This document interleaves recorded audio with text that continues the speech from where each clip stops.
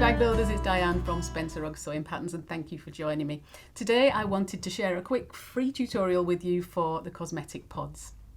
A lot of you will be familiar with the packing pod pattern that I released pretty recently, and they're absolutely invaluable for travel, really handy. But after travelling with them a couple of times myself, I realised I could do with a cosmetic bag to go with them and a wash bag.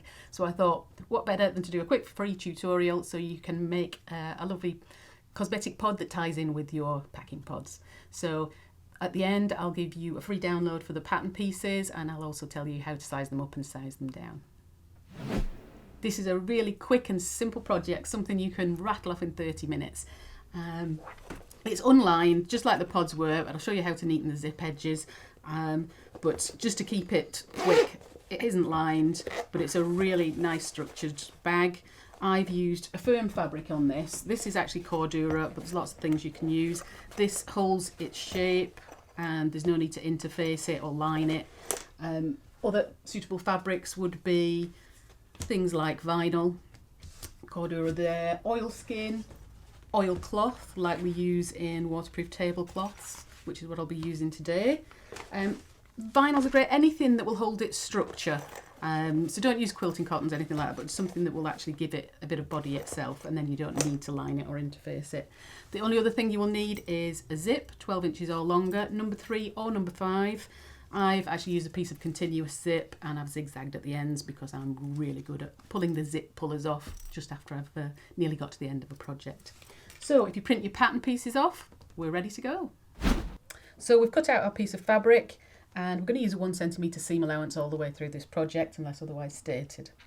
So lay it with the right side of the fabric facing up towards you, and this is the top edge of our project here where we're going to attach the first edge of the zip. It's the one with the smaller notches and it's slightly narrower. Take your zip and lay it face down on top of that edge and leave lots of zip tape both ends. The reason we're doing that is because we're going to make this bag in a full piece, so you'll be able to unzip it and neaten the zip edges, get your machine in there with ease. So I'm just going to clip that all the way along, and we're going to take that to the machine and we're going to stitch it with a 1/4 inch seam allowance. If you are using a number 5 zip, a number 5 zip is slightly wider, so I'd say maybe take a slightly wider seam allowance just so that your notches are going to line up perfectly at the end. So let's take that to the machine. So we're going to stitch our zip on. I've replaced my foot with a zipper foot on there, and we're just going to stitch all the way along that top edge, remembering to backstitch at beginning and end.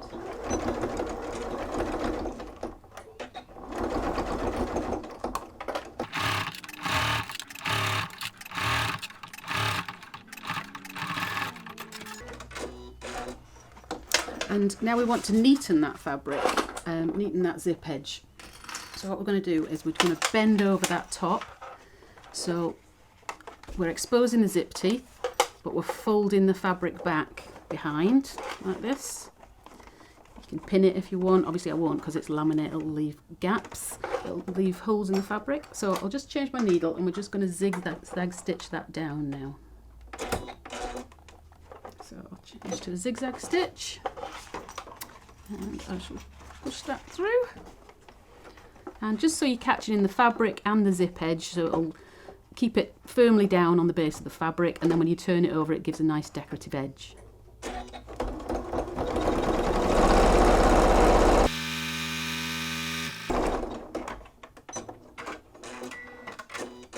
So when we turn that over you can see it gives a nice finish and it's neatened everything up for you.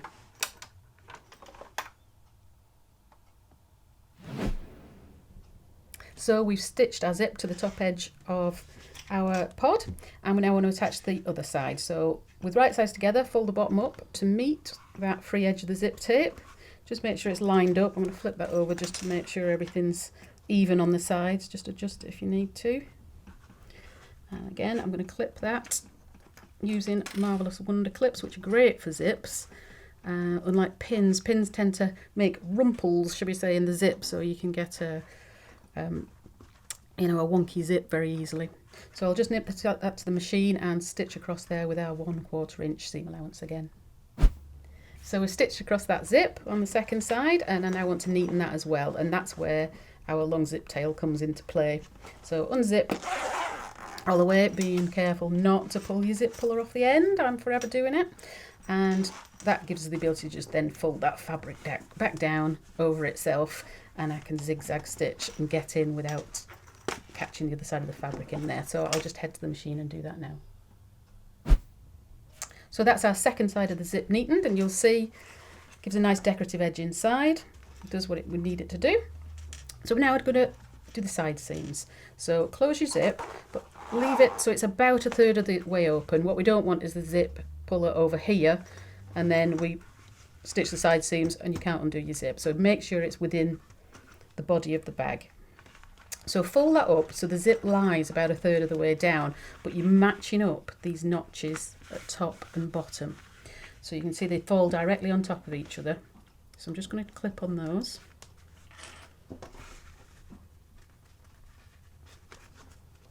Okay. And the same with the bottom, should fall directly in line. I'm going to stitch those side seams with a 1 centimetre seam allowance, straight down both sides. You're going straight through your zip, don't worry about that. And then we'll zigzag neaten down the sides as well. So I'll just nip to the machine and do that now.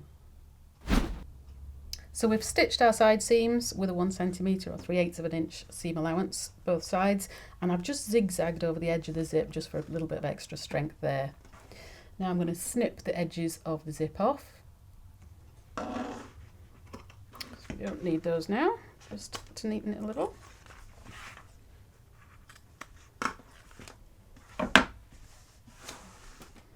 And now we're going to form the box structure of the bag by stitching up these box corners. So open your zip, and we're going to match these box corners at the bottom first.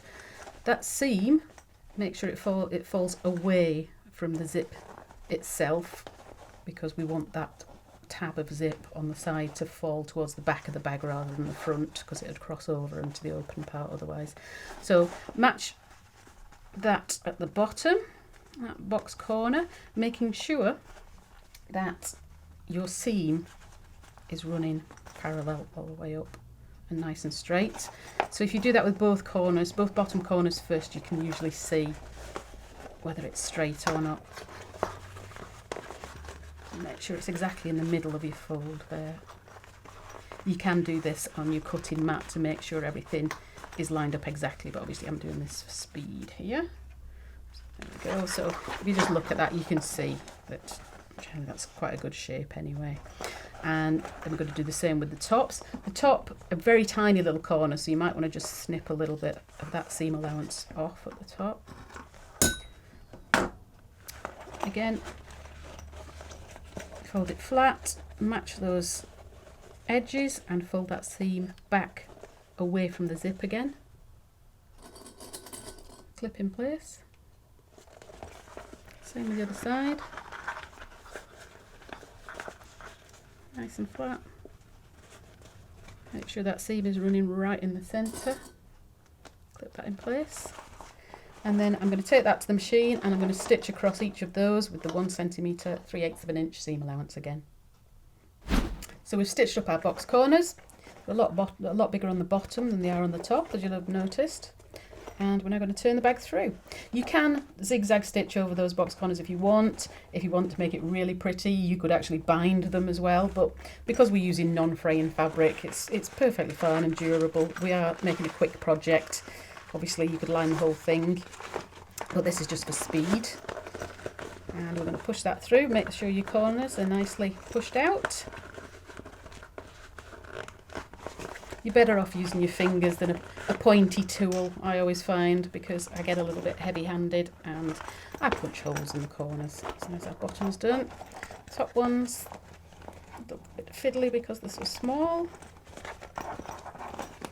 There we go, and you can see that really, really usable box structure that you've created there. There we go, and you've got a fabulous boxed. So I've got a corner, I just need to poke that corner out, I can't stand to see it there. A fabulous boxed cosmetic bag, ready to go. So that's our cosmetic pod completed, and it's a lovely little boxy shape. Makes a great gift as well, and so quick to make. You can pimp it up as much as you like. On this one, for example, I've added one of my logo tabs to the front. I've just stitched that on before I stitched the zip on. I've added a handle to the top. In this case, I mean, you can just add a handle like as we made them for the pod pattern, just in fabric, and attach that at the end. Or in this case, I've used one of our strap connectors that we sell online, and instead of using it as a connector itself and folding it over, I've just riveted it on as a mini handle onto the top there. You can add side tabs either side of the zip into the side seam when you stitch it to give you a little extra pull help as you stitch up the bag. And you can size it up and down, as I say, to give you endless options. So the link for the download is below. It's completely free. Just go right ahead and download it. You can change the size of it or the scale on your printer settings on your computer, so you can make a larger or a smaller bag. While you're on YouTube, please do subscribe to my channel. I'll be doing lots more free tutorials going forward, and I have a Facebook board for help and support with my patterns and just to post pics of your makes. I'd love you to join us on there. I'm always around, and thank you for joining me today. Hope you enjoyed it, and what are you waiting for? Go sew!